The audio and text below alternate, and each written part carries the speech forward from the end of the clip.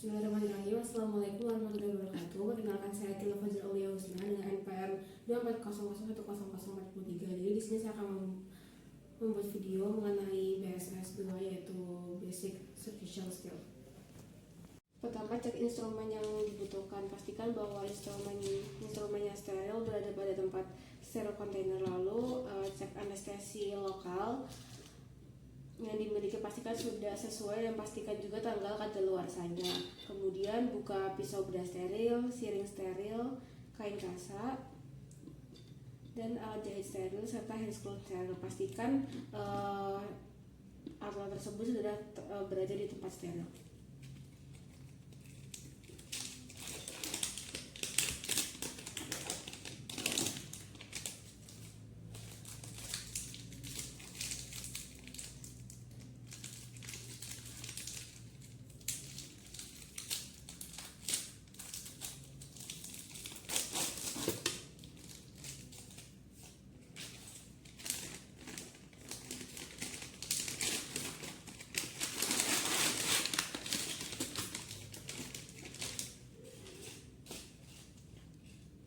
Selanjutnya mencuci tangan dengan menggunakan lemak Yao. Pertama, nyalakan keran lalu basahi tangan hingga berus permukaan. Lalu ambil sabun sekitar 2-3-5 cc, lalu usapkan pada telapak tangan. Kemudian gosok punggung ibu jari dengan jari-jari yang bertautan. Gosok juga punggung ibu jari dengan jari-jari yang bertautan. Lalu gosok punggung jari-jari dengan gerakan mengunci. Lalu usap ibu jari dengan menggenggam ibu jari, lakukan juga pada sisi yang lainnya. Kemudian kunjukkan tangan kanan ke telapak tangan kiri, lalu gunakan gerakan rotasi, lakukan juga pada sisi yang lain. Kemudian bilas tangan dan pastikan sudah terbilas dengan bersih. Lalu keringkan menggunakan tisu.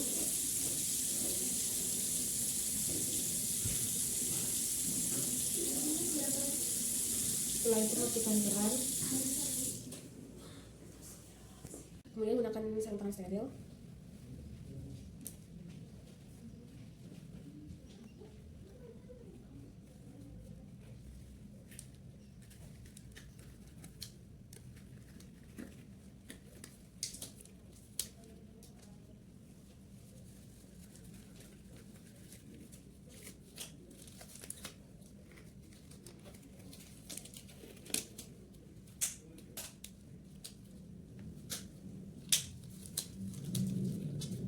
Lalu minta tolong asisten atau perawat untuk membukakan dan memegangkan ampul anestesi. Lalu ambil jumlah yang cukup cairan anestesi atau iodin menggunakan siring. Setelah itu taruh kembali ke area steril.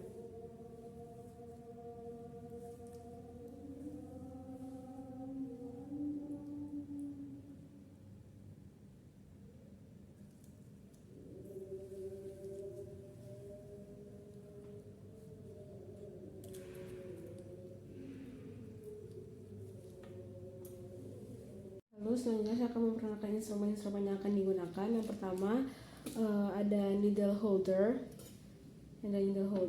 kemudian ada needle holder panjang, kemudian ada gunting benang, lalu ada gunting jaringan, kemudian ada pinset tanpa gigi atau pinset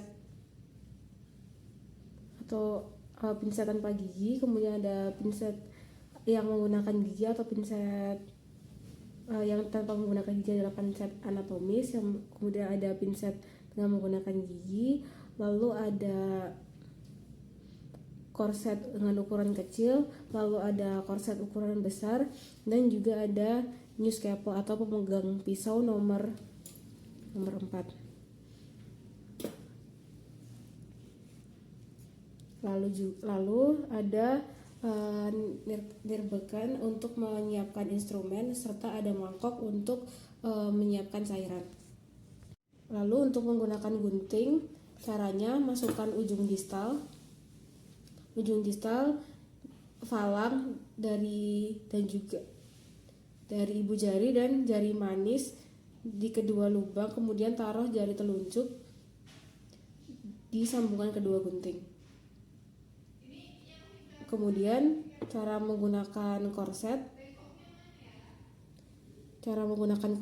caranya sama seperti menggunakan gunting. Letakkan distal ibu jari dan juga ini, kemudian lalu letakkan telunjuk di antara gunting, kemudian seperti ini. Kemudian dengan menggunakan needle holder caranya sama seperti menggunakan gunting ataupun korset. Lalu menggunakan pinset, cara menggunakan pinset tanpa gigi maupun menggunakan gigi.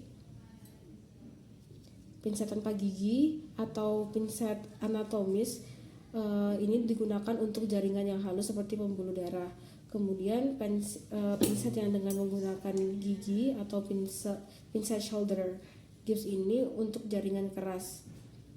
Kemudian ada scalpel yang di sini nomor 3, yaitu nomor 3 itu untuk pisau ukuran 11, 12 dan 32.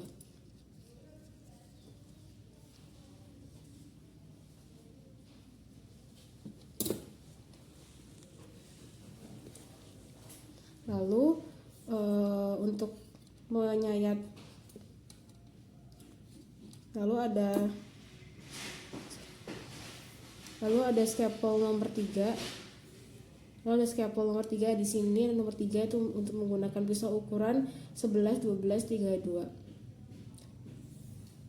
Kemudian untuk menyayat yang kecil atau dengan cara yang halus dipegang dengan cara menggunakan pencil grip seperti ini. Selanjutnya terdapat benang dan juga jarum, di mana jenis dan ukurannya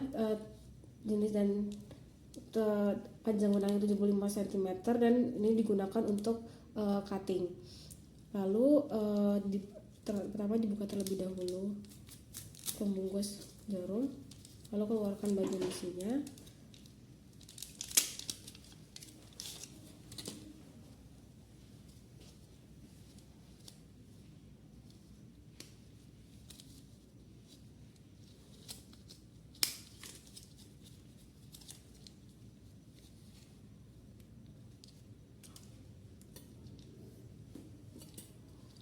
Kemudian ambil jarum dengan menggunakan needle.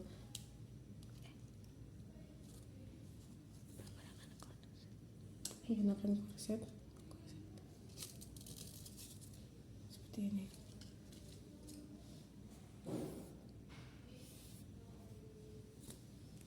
Baik Ibu, bismillahirrahmanirrahim. Perkenalkan ya Ibu ya, saya yang terakhir yang sedang berjaga pada pagi hari ini Ibu. Baik Ibu, jadi di sini saya izin mengkonfirmasi identitas Ibu terlebih dahulu. Ibu betul dengan Ibu Laura? Betul. Ibu dengan umurnya 20 tahun ya Ibu ya. Ibu rumahnya di Jalan Kenari. Kemudian Ibu juga berjenis kelamin perempuan dan dengan nomor rekam medis 123456. Baik, Ibu, di sini saya ingin bertanya Bu, Ibu apakah ada alergi obat sebelumnya? Ada. Kalau boleh tahu obatnya apa Ibu? Baik, Ibu untuk datang ke sini apakah ada keluhan lain selain yang dikeluhkan tadi? Ada ini Dok, bengkak tonjolan di tangan saya. Oh begitu Ibu. Punten Ibu boleh melihat. Baik, Ibu, jadi di sini saya akan membuka terlebih dahulu untuk melihat ini ya. Punten ya Ibu ya, bagian yang mengalami tonjolan atau benjolan. Ibu kalau boleh tahu ini benjolan sudah sejak kapan ya Ibu? Sudah 1 tahun yang lalu. 1 tahun ya Ibu ya.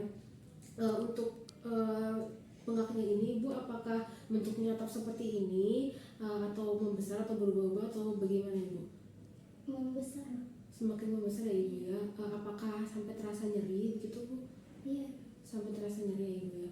Ibu sepertinya kalau terlihat dari benjolan yang Ibu sedang rasakan ini, sepertinya kita harus melakukan pengangkatan massa ini ya Ibu ya, untuk mengetahui apakah massa yang ada pada pembengkakan Ibu ini jinak atau ganas. Nah ini tuh pengangkatan masa ini tuh dengan menggunakan prosedur anestesi lokal ya ibu ya, atau pembiusan lokal. Nah nanti setelah kita membius tangannya ibu, nanti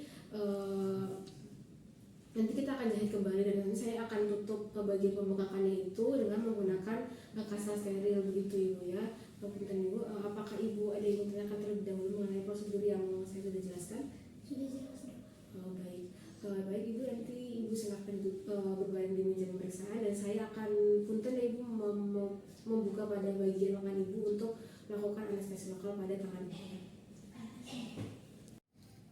Pertama, melakukan implementasi yaitu dengan cara membersihkan area injeksi dengan menggunakan pivotidin iodin atau cairan alkohol atau antiseptik dengan pola sirkular atau ke dalam keluar sebelum dilakukan injeksi anestesi.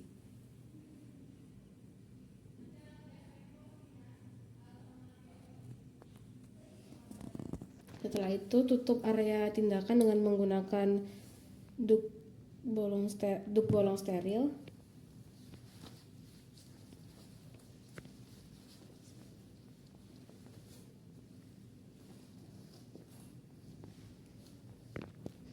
Lalu tusukkan jarum ke permukaan kulit, kemudian tarik sedikit yang tertusuk, kemudian masukkan cairan obat anestesi sampai membentuk benjolan.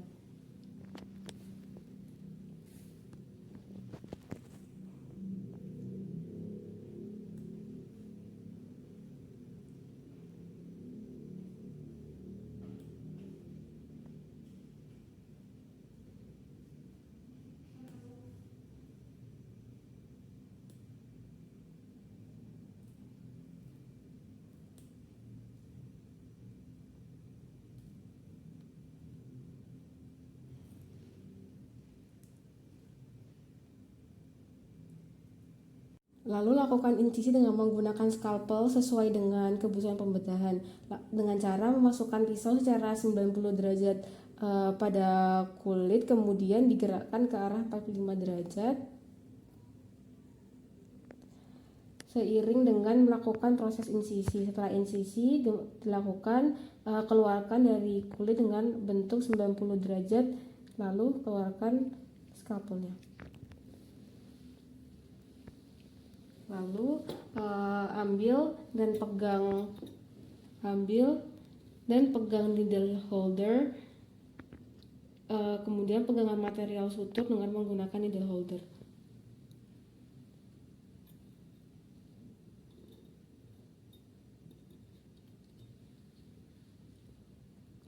Seperti ini, kemudian masukkan jarum secara hati-hati dengan sudut 90 derajat terhadap sudut luka.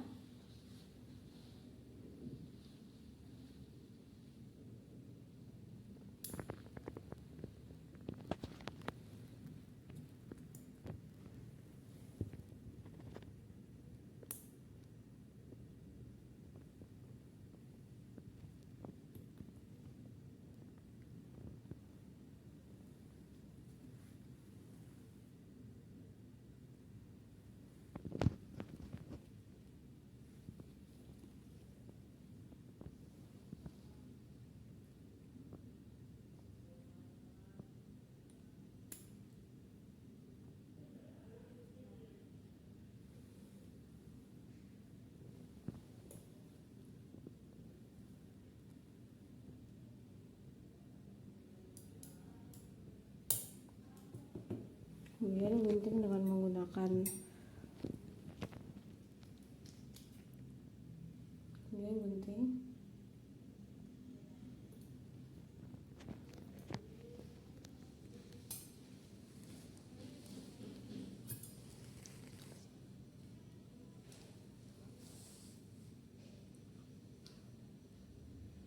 kemudian buatlah suturing lainnya dengan menggunakan half surgeon knot.